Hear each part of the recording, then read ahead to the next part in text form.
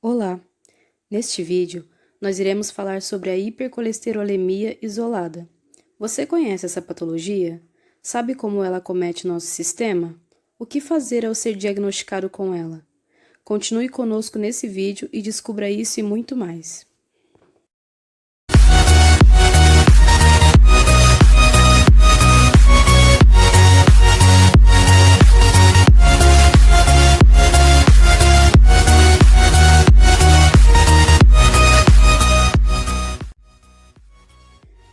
Antes de partirmos para o assunto, vamos abordar algumas definições relacionadas a ele. Colesterol. O colesterol é um tipo de gordura encontrada naturalmente em nosso organismo e fundamental para o seu funcionamento normal. O colesterol é um componente estrutural das membranas celulares em todo o nosso corpo e está presente no cérebro, nervos, músculos, pele, fígado, intestinos e coração. Nosso corpo usa o colesterol para produzir vários hormônios, vitamina D e ácidos biliares que ajudam na digestão das gorduras. 70% do colesterol é fabricado pelo nosso próprio organismo no fígado, enquanto que outros 30% vem da alimentação. HDL. O HDL colesterol, que traduzido do inglês significa lipoproteína de alta densidade, também chamado de colesterol bom, é responsável por transportar o colesterol das células para o fígado, eliminando-o pela bile e fezes. Ele também fornece proteção contra a aterosclerose, e se seu nível está baixo, o risco de doença cardiovascular aumenta.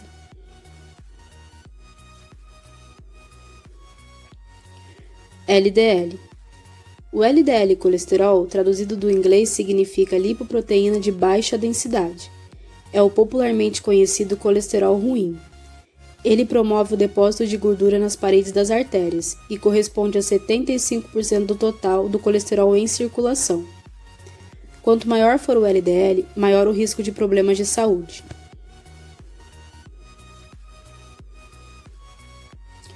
VLDL. O VLDL colesterol é uma lipoproteína de muito baixa densidade. Sua principal função é entregar o colesterol e triglicérides para os outros tecidos a partir do fígado.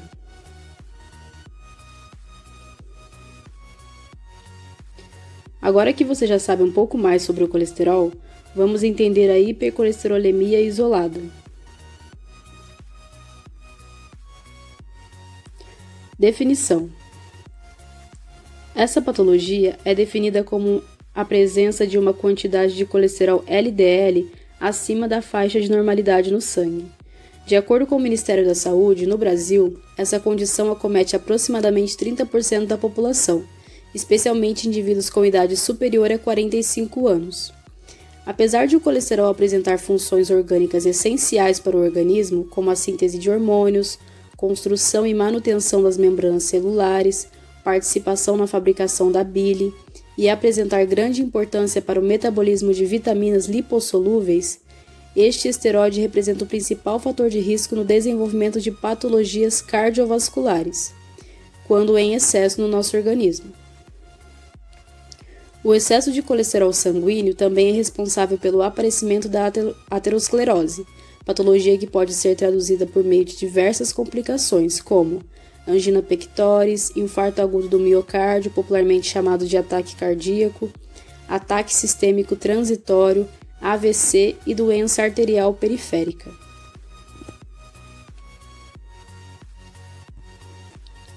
Causas. A formação do colesterol dependerá da genética, do estilo de vida, prática de atividade física e dieta. Os alimentos ingeridos são de extrema importância, pois 30% do colesterol dependerá da dieta, daí sua importância para o controle dos níveis de LDL e HDL. A maioria das possíveis causas para se desenvolver colesterol alto são atitudes que podemos controlar. Existem apenas alguns fatores de risco para o colesterol elevado que estão fora do nosso alcance. Ser mulher na menopausa aumenta o risco de colesterol alto. O hormônio feminino, enquanto produzido, oferece um efeito protetor sobre o colesterol HDL. Por essa razão, desde a puberdade até a menopausa, as mulheres geralmente têm níveis mais elevados de colesterol HDL e níveis mais baixos de colesterol LDL do que os homens. Após a menopausa, as mulheres tendem a ter níveis mais elevados de LDL do que os homens, aumentando as chances de doença coronária.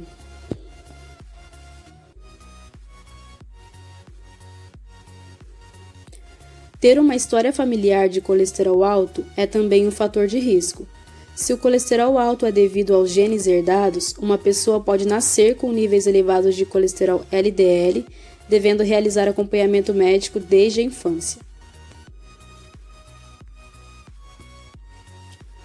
Um índice de massa corporal de 30 ou mais também coloca uma pessoa em maior risco de colesterol alto, assim como a ausência de atividade física.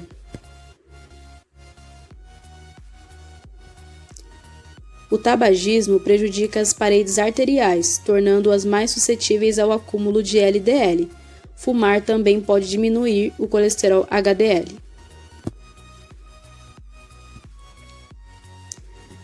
Pessoas com diabetes mellitus são mais suscetíveis a possuírem baixos níveis de colesterol HDL e níveis elevados de colesterol LDL.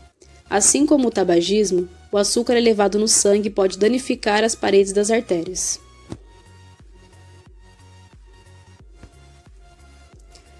Uma dieta rica em gordura saturada, gordura trans e açúcar pode elevar o LDL e os níveis de triglicérides, aumentando o risco geral de colesterol alto. Bom, dando continuidade ao assunto, agora eu vou falar um pouco sobre os sintomas e tratamento na hipercolesterolemia, mais popularmente conhecida como colesterol total alto. A dislipidemia em si não manifesta sintomas, sendo estes resultantes das molestias consequentes a ela, como por exemplo um infarto agudo do miocárdio. Certos tipos de hipercolesterolemia levam ao surgimento de alguns sinais clínicos, como a xantoma, que consiste em uma lesão epitelial que apresenta sob a forma de nódulo ou placa, decorrente do acúmulo de colesterol em macrófagos. A xantelasma palpebral, que são manchas de coloração amarelada na periferia dos olhos, e o arco sênio, que consiste em uma descoloração esbranquiçada ao redor da córnea. Outro tipo de sinal é o aparecimento da patologia aterosclerose, que apresenta quando há excesso de colesterol sanguíneo. Agora vou falar um pouco sobre o tratamento, que combina em alcançar as metas que variam de acordo com o estado geral de saúde de cada indivíduo, sendo elas uma reeducação alimentar, a otimização de atividade física. Vale lembrar que este é o único método comprovado de elevar os níveis do colesterol protetor. E o uso de certos fármacos, como as estatinas, fibratos, suplementação de ácidos graxos, ômega 3 e inibidores da captação de colesterol no intestino. Aqui nós temos algumas orientações nutricionais, sendo elas: diminuir o consumo de gordura saturada presente nos alimentos de origem animal, como carnes gordas, toucinho, leite integral e seus derivados, manteiga, creme de leite, além do óleo de dendê. Evitar ao máximo o consumo de gorduras trans, presente em produtos industrializados, como biscoitos, pães, sorvetes e salgadinhos.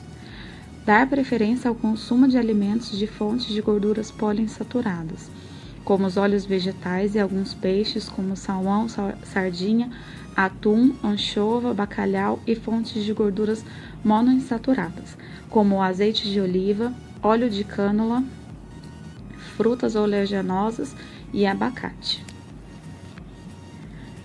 Aqui tem alguns alimentos que podem auxiliar no controle do colesterol e na prevenção de doenças cardiovasculares, sendo elas frutas com perfil antioxidante, maçã, uva, suco de uva, amora, frutas vermelhas e abacate, aveia e linhaça, azeite de oliva, vegetais como brócolis, berinjela, couve-flor e alcachofra, soja e extrato de soja ou leite de soja, queijo de soja, tofu e feijões, peixes ricos em ômega 3, salmão, atum, sardinha, anchova e bacalhau, sementes e sementes de girassol sem casca ou gergelim, oleaginosas como a castanha do Pará, amêndoas e nozes, chocolate amargo rico em oxidantes, mas devem ser consumidos apenas 20 gramas por dia.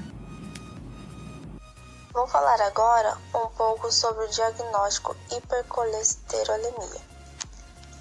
Aqui eu coloquei duas imagens onde nos mostra a forma de diagnosticar o colesterol e como ter o controle para as pessoas que já sabem que têm o diagnóstico de colesterol alto.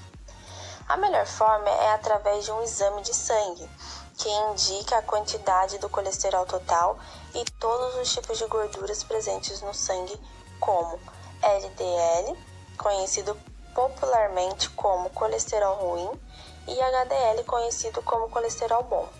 Já a outra forma rápida de saber se o colesterol está alto é fazendo um teste rápido, apenas com uma gota de sangue do dedo como teste de glicemia para diabéticos, aonde o resultado sai em poucos minutos, mas esse teste não substitui o exame de sangue laboratorial. Ele é recomendado para pessoas diagnosticadas com hipercolesterolemia, pessoas com excesso de peso ou obesas, diabetes, hipertensão arterial, pessoas com doenças no rim, no pâncreas ou tireoide, e pessoas que estejam tomando medicamentos para diminuir o nível de colesterol. Neste slide mostra algumas dicas de como garantir o resultado correto do exame.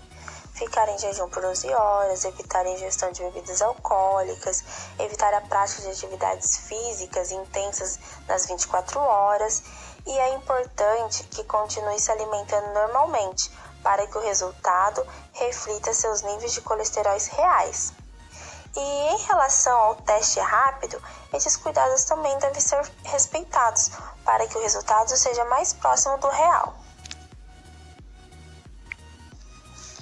Nesse slide, eu coloquei uma tabela para que nós possamos observar e ter um conhecimento dos valores de referência desejáveis de colesterol. Como podemos observar, para o colesterol total, o desejável deve ser menor que 200 mg decilitro. O máximo deve estar entre 200 a 230 mg decilitro e acima de 240 mg decilitro é considerado uma quantidade alta de colesterol no sangue. Mas ter o colesterol total alto nem sempre significa que o paciente está com LDL elevado, pois o HDL, o colesterol bom, pode fazer com que os valores do colesterol total tenham um valor elevado.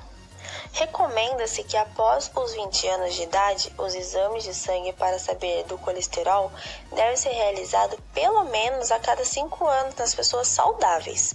E nas pessoas que já têm um diagnóstico de colesterol alto, diabetes, por exemplo, os exames devem ser feitos de uma forma mais regular, pelo menos uma vez por ano.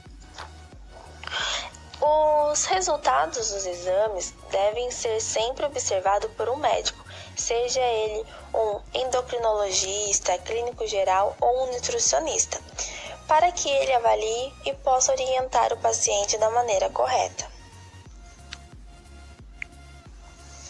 E para finalizar, criamos um e-book com receitas, dicas e algumas curiosidades sobre hipercolesterolemia, para que vocês possam ter o acesso durante o seu dia a dia.